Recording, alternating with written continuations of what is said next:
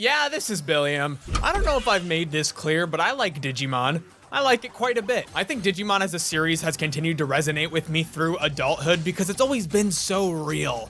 Not like the giant monsters, that's not too real, but because of its cast of characters. Kids who have family issues, feel pressure to succeed, and have to learn to get along with each other and take on responsibility. These touching character arcs are paired with tiny monsters the kids are partnered to, who transform into increasingly more powerful giant monsters, which creates this great visual representation of the kids' growth. The cool part about the original Digimon series, Digimon Adventure, is it's had many sequels where the audience has gotten to watch this cast of characters grow up, becoming middle schoolers, then high schoolers, and finally in the latest film entry, Digimon Adventure Last Evolution Kizuna, growing up and taking their first steps on into adulthood. While Digimon Adventure had a really solid finale, its sequels haven't really always been the case. The last entry in the series, Digimon Adventure Try, seemed to advocate for this never-ending Digimon Adventure series, where the cast of characters get to go on adventures for years to come. And maybe they did, but like all things in life, that would have eventually come to an end. This film was surprisingly announced pretty close to the end of Digimon Adventure Try, which is kind of funny because Digimon Adventure Try was supposed to celebrate Digimon's 15th anniversary, but it took so long to come out and then conclude that by the time it was over, they were already announcing their project for the 20th anniversary. Well, it's finally out in North America because earlier this year it had its theatrical plans of release here kind of canceled because of the world, but I got to watch it the first day it was out on digital and I was a wreck. For some reason, I chose to watch this film right at 11 a.m. and I couldn't do anything for the rest of the day.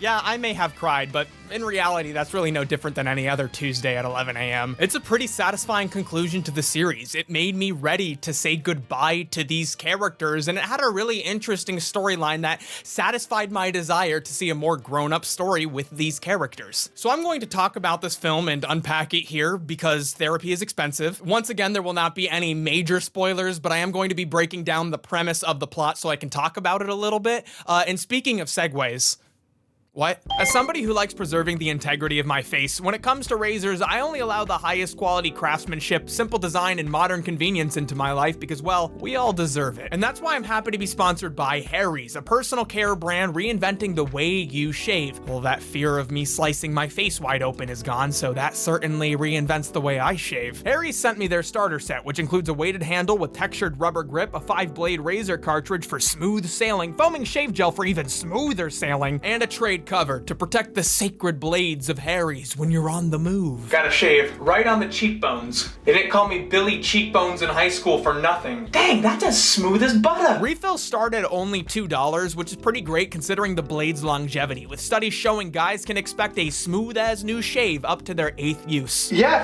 if I had to say so, I'd say that's as smooth as butter. And there's no subscription required. You can buy blades anytime you want online or in a regular store if that's better for you. That is as smooth as butter. However, please help me out and don't do it regularly in store quite yet because by using my link in the description, harrys.com/Billiam, you can get their trial set for just $3. And it really does help me out. If you're a longtime viewer of the channel, you may have noticed my sudden dramatic quality increase, and that's because I recently bought a brand new camera. I do reinvest a lot in the channel because I actually do care about it. Those toys don't pay for themselves, but I'm only able to do that because of sponsors like Harry's. So thank you so much to Harry's for sponsoring this video. Just as suddenly as this movie was announced, it's here. They're adults.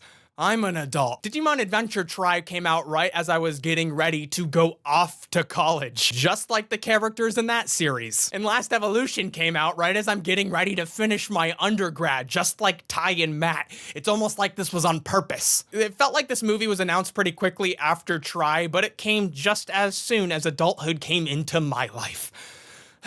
Last Evolution takes place 11 years after the finale of Digimon Adventure and sees Matt and Tai, the two focus characters, getting ready to finish college and not really knowing what they want to do with their lives. Of the other Digi-destined their age, Matt and Tai are the only two still regularly fighting alongside their Digimon partners, using their powers to stop the occasional rampant Digimon who's able to slip into the human world from the digital world. While they get attention in the press as sort of heroes, their lives are a different story. They're lost with less purpose than ever before. Tai is unable to decide on his thesis topic, and Matt Matt thinks he might go to grad school or maybe join Japan's defense forces. He's not really sure. The only thing they're still putting passion into is their Digimon, which is something they're finding less and less time for. It's kind of a bummer. They go out drinking together and try to pawn off watching each other's Digimon so their lives won't totally be inconvenienced when they step into the next chapter. The group from the original series is not as close as they used to be. Tai's Digivice and his iconic goggles sit in a drawer, untouched. Matt is no longer pursuing music, but he misses it. He really, really misses it. However, they soon find out they will not be able to hold on to their Digimon forever. Tai, Matt, Izzy, TK, and Kari are asked to pursue the mysterious Eosmon. Two researchers from America believe this new Digimon is tied to a global aurora phenomenon, which has been linked to a series of comas affecting Digidestined around the world. The battle gets tense, so Tai and Matt have Agumon and Gabumon fuse into Omnimon, a powerful transformation the duo only brings out as a last resort. For the first time ever, the fusion breaks, Eosmon gets away, and Tai and Matt notice a ring around their Digivices, which they are told is a countdown to an inevitable fate for all Digidestined. As Digimon partners grow up, their bond with their Digimon will eventually break, ending their partnership and leaving the Digimon to an unknown fate. With the never-ending stress of adulthood and such sad consequences on full display, it's pretty surprising that the film is able to not be super depressing. If you watched Try and were disappointed by its apathetic tone and stoic characters, you'll be happy with Last Evolution. Despite the darker plot elements, this is still Digimon, and it takes the time to remind us. Polly want a cracker? It also has real stakes. None of that, oh my god, I'm so sad that this building got destroyed, even though no people were hurt, weird melodrama that Digimon Try had. Yeah, it displays a lot of the depressing aspects and worries of adult life, but that doesn't mean there's not fun to be had with it. What are these things? This scene is so funny, but it's also honest, and then it's kind of a bummer. As they say in the films, they keep growing up, but the Digimon stay the same. And there is this melancholy tone watching them struggling as adults. This is a story that works really well for its format, an hour-and-a-half film. There is some good moments and life updates with the rest of the cast, but this is a story focused on Matt and Tai, and that's okay. It makes sense that Matt and Tai would be the ones still having trouble deciding what they want to do as adults, and that they'd be the ones who need an extra push to figure it out in a story sense. After Try dragged on for 6 movies and took 3 years to come out, it's kind of a breath of fresh air to see a really tightly written hour-and-a-half movie. It's a good way to wrap things up, and I don't really see myself revisiting Try just for fun, but I can totally see myself watching Last Kizuna alongside the other Digimon Adventure films if I ever needed a little Digimon fix. And while it does touch upon some identical plot lines that Try has, I find it to be more thematically relevant here, and it's executed way better. So I'm not upset about it. If you're gonna go back and try to recycle old ideas, I'm always a fan of going back and retrying something that didn't quite work,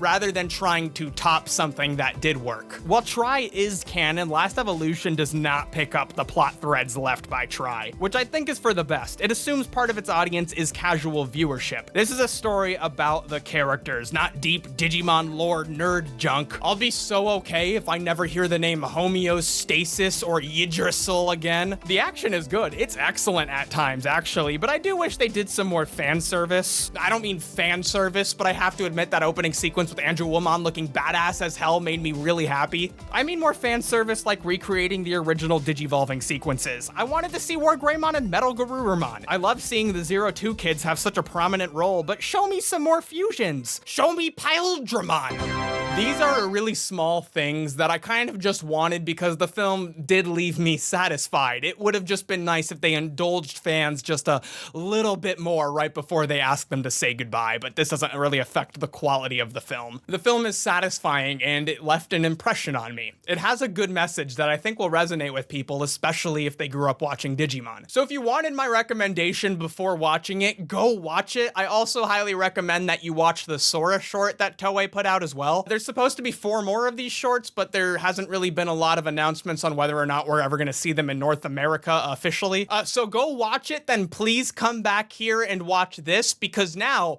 it's spoiler time.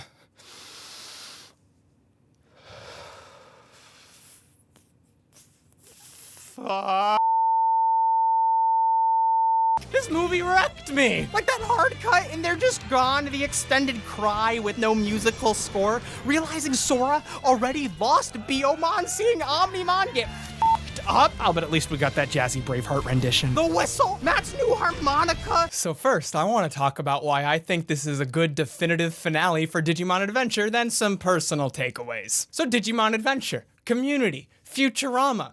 These things are connected because they all have about 10 different finales. Digimon 02's finale, A Million Points of Light, and Digimon Adventure Tri's finale, A Million Plotlines Might Make Our Series Alright, were both very different. Adventure 02 chose to end the series with a time skip, where we saw characters who were so far off and distant from the ones we knew their life decisions seemed out of character. Tai becomes a lawyer, and Matt becomes the first astronaut to land on Mars. Even as a kid, I was like, that's dumb as Tri almost tried to ignore 02's controversial decisions, but Last Evolution wants to make sense of them. For the first time ever, I can sort of see the steps that led to a 20-year-old finale that has left me bitter for 20 years. And not just because Tai and Sora don't kiss. Something that's a little bit more clear than Matt just deciding to go to space one day.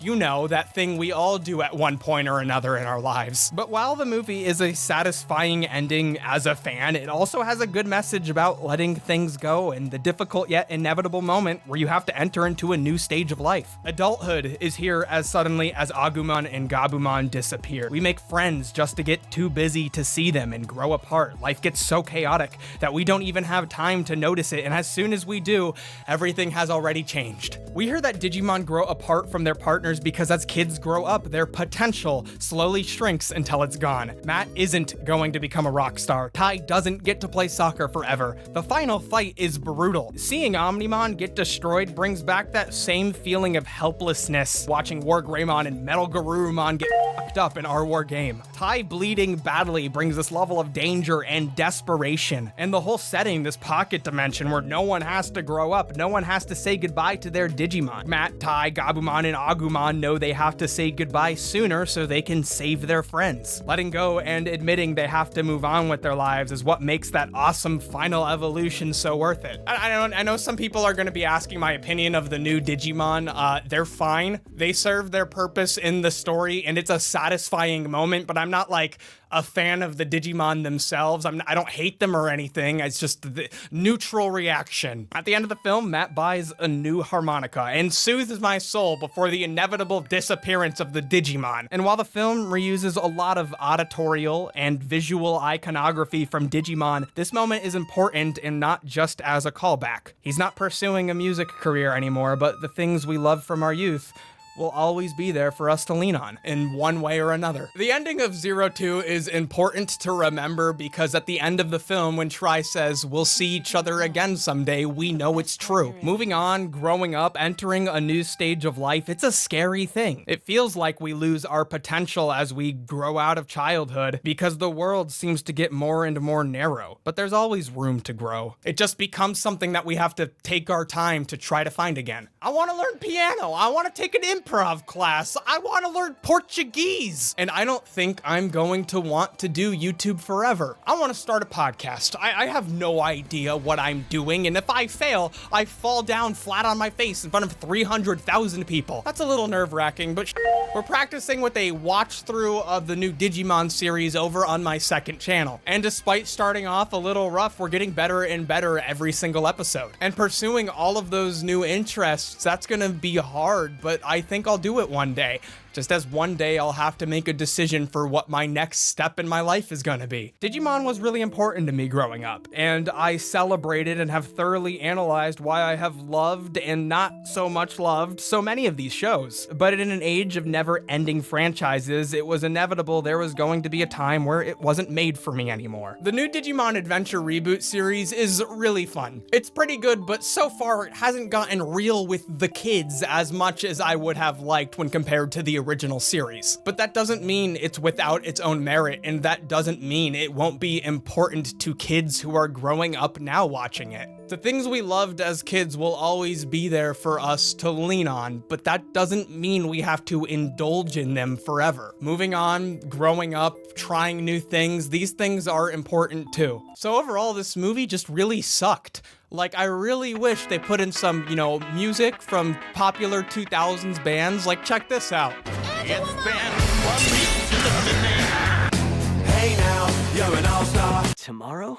We can Digievolution is up and running. Did you see? Did you hear? Did you know it was coming? A Digi Destiny starts today. Let me hear you say. So anyways, I've been streaming on the Purple streaming website. The YouTube algorithm doesn't like creators to say in videos their competition. Sundays at 6 p.m. Eastern Standard Time. That link is in the description down below. I'm trying something new, and I'm going to try to keep the schedule up for at least until the end of the year, then try to find a new schedule that works with my new schedule for next year. But besides that, I'm tired. I'm stressed. I'll see you next week.